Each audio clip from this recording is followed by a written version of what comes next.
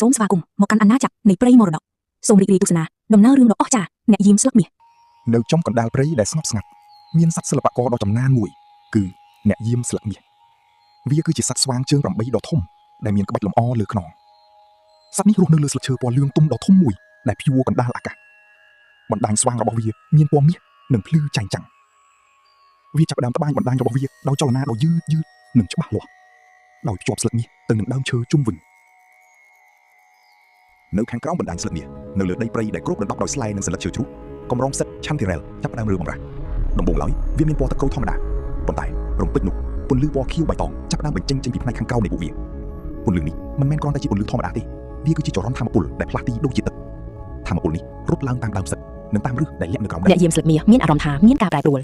វាឈប់ត្បាញហើយសម្លឹងចុះក្រោមវាចាប់ផ្ដើមបញ្ចេញសរសៃស្វែងពណ៌សដ៏វែងនិងក្រាស់មួយដែលមិនធ្លាប់មានពីមុនមកសរសៃនេះធ្លាក់ចុះមកក្រោមដោយផ្ទាល់នៅពេលវាទៅដល់កំពូលនៃផ្សិតឆាន់ធីរ៉ែលដែលភ្លឺជាងគេបំផុតសរសៃស្វែងពណ៌សក៏ស្រូបយកថាមពលពណ៌ខៀវបៃតងរំពេចនោះសរសៃស្វែងទាំងមូលប្រែជាភ្លឺពណ៌ខៀវនិងផ្លាស់ទីដូចជាចរន្តអគ្គិសនីដែលតភ្ជាប់ពីភពខាងលើនិងខាងក្រោមដរាបណាការតភ្ជាប់ត្រូវបានបង្កើតឡើងព្រៃទាំងមូលក៏ផ្លាស់ប្ដូរថាមពលពណ៌ខៀវបៃតងហូរឡើងទៅកាន់ស្លឹកមាសទាំងមូលចាប់ផ្ដើមភ្លឺចែងចាំងសត្វស្វែងឥឡូវនេះមានថាមពលថ្មីវាចាប់ផ្ដើមត្បាញបណ្ដាញមាសរបស់វាឡើងវិញដោយចលនាដ៏លឿននិងមានថាមពលបណ្ដាញមាសទាំងមូលចាប់ផ្ដើមភ្លឺពណ៌ខៀវនិងមាសលាយគ្នាបណ្ដាញនេះកាន់តែធំនិងកាន់តែស្មុគស្មាញដោយគ្របដណ្ដប់លើដើមឈើជុំវិញឥឡូវនេះព្រៃទាំងមូលគឺសន្តិភាពបណ្ដាញមាសខៀវដែលពេញលក្ខណៈសូមស្វាគមន៍មកកាន់អាណាចក្រនៃព្រៃមរតកសូមរីករាយទស្សនាដំណើររឿងដ៏អស្ចារ្យអ្នកយាមស្លឹកមាស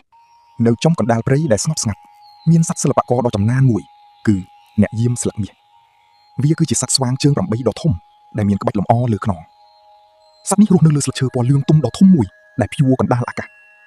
បណ្ដាញស្វាងរបស់វាមានពណ៌មាសនិងភ្លឺចែងចាំងវាចាប់ផ្ដើមត្បាញបណ្ដាញរបស់វាដោយចលនាដ៏យឺតនិងច្បាស់លាស់ដោយភ្ជាប់ស្លឹកមាសទៅនឹងដើមឈើជុំវិញនៅខាងក្រោមបណ្ដាញស្លឹកមាសនៅលើដីព្រៃដែលគ្របដណ្ដប់ដោយស្លែនិងសន្លឹកឈើជ្រុះកម្រងផ្សិតឆាន់ធីរ៉ែលចាប់ផ្ដើមរើបំរាស់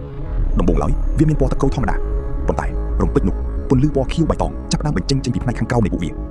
ពន្លឺនេះមិនមែនគ្រាន់តែជាពន្លឺធម្មតាទេវាគឺជាចរន្តថាមពលដែលផ្លាស់ទីដូចជាទឹកថាមពលនេះរត់ឡើងតាមដើមផ្សិតនិងតាមឫសដែលលាក់នៅក្រោមដីអ្នកយាមស្លឹកមាសមានអារម្មណ៍ថាមានការប្រែប្រួលវាឈប់ត្បាញហើយសម្លឹងចុះក្រោមវាចាប់ផ្ដើមបញ្ចេញសរសៃស្វែងពណ៌សដ៏វែងនិងក្រាស់មួយដែលមិនធ្លាប់មានពីមុនមកសរសៃនេះធ្លាក់ចុះមកក្រោមដោយផ្ទាល់នៅពេលវាទៅដល់កំពូលនៃផ្សិតឆាន់ធីរ៉ែលដែលភ្លឺជាងគេបំផុតសរសៃស្វែងពណ៌សក៏ស្រូបយកថាមពលពណ៌ខៀវបៃតងរំពេចនោះសរសៃស្វែងទាំងមូលប្រែជាភ្លឺពណ៌ខៀវនិងផ្លាស់ទីដូចជាចរន្តអគ្គិសនីដែលតភ្ជាប់ពីភពខាងលើនិងខាងក្រោមដរាបណាការតភ្ជាប់ត្រូវបានបង្កើតឡើងព្រៃទាំងមូលក៏ផ្លាស់ប្ដូរថាមពលពណ៌ខៀវបៃតងហូរឡើងទៅកាន់ស្លឹកមាស